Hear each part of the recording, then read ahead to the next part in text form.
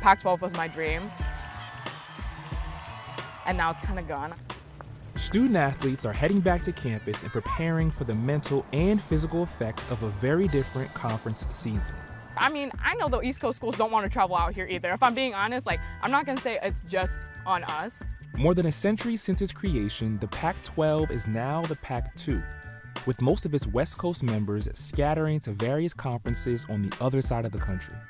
15 schools in the FBS have realigned into new conferences, chasing lucrative media broadcast payouts while the Pac-12's own negotiations fell through.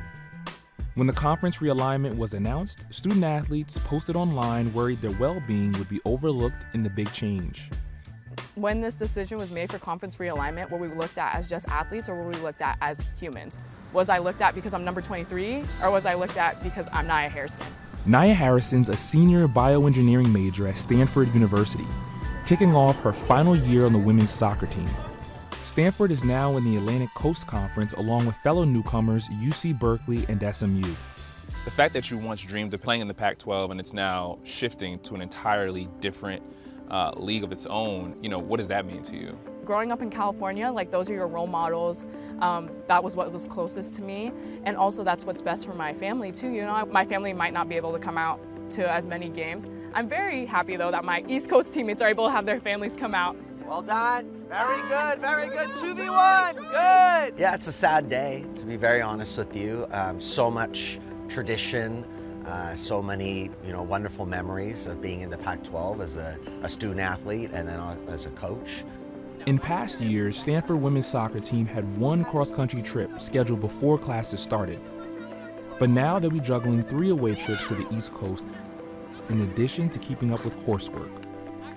This year, Stanford's football team will face off against Syracuse in upstate New York, nearly 2,500 miles away. Last year, their furthest conference game was about 950 miles away in Boulder, Colorado. I don't think when this conference realignment decision was made, they're like, hey, what does women's soccer think about this? It was kind of like, hey, football's joining the ACC, basketball's joining the ACC. Any other team that was in the Pac-12, y'all are going to the ACC too. Like, that's it.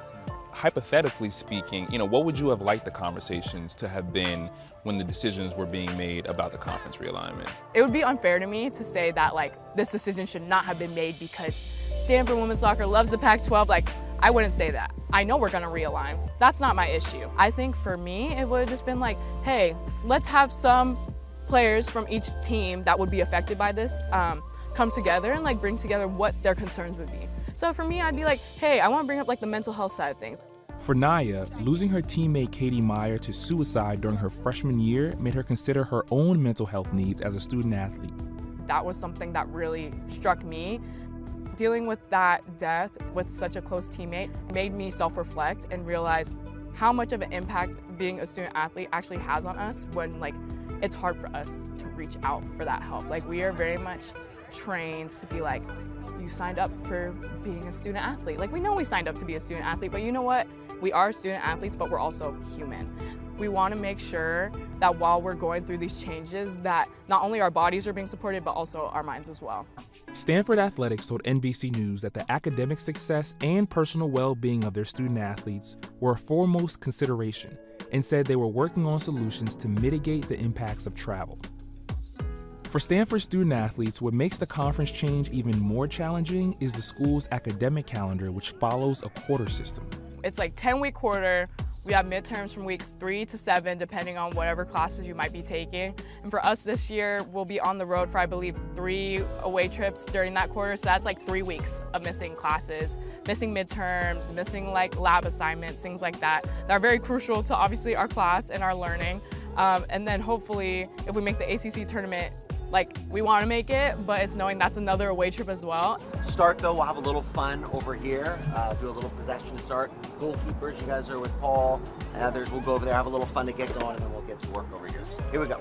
The schools stand to make millions of dollars from the switch, and Nia wants student athletes to get a cut of that. She's part of a lawsuit that aims to end the NCAA's ban on pay-for-play compensation.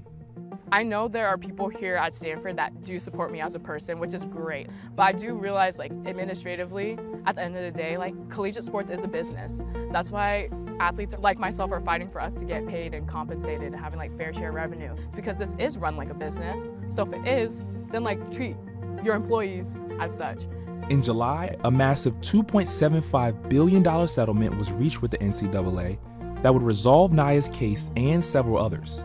It still needs to be approved in court. Last year, the women's soccer team went undefeated until they lost in the championship game. Do you feel like this year will be somewhat of an experiment, your first year in the ACC? In some ways it will be, but for me as the head coach, I've got to make sure we show up. So that's going to be the challenge for me as the coach, getting the narrative right within the group. That yes, we traveled a long way. Yes, there's a time change. Yes, this is a new conference with strong competition. But can we still be the best versions of ourselves and compete and represent Stanford at the highest level and try to win an ACC championship and hopefully a national championship? Are you willing to say like Stanford's going undefeated this year? That's what we go for. That's always the goal. So we'll see.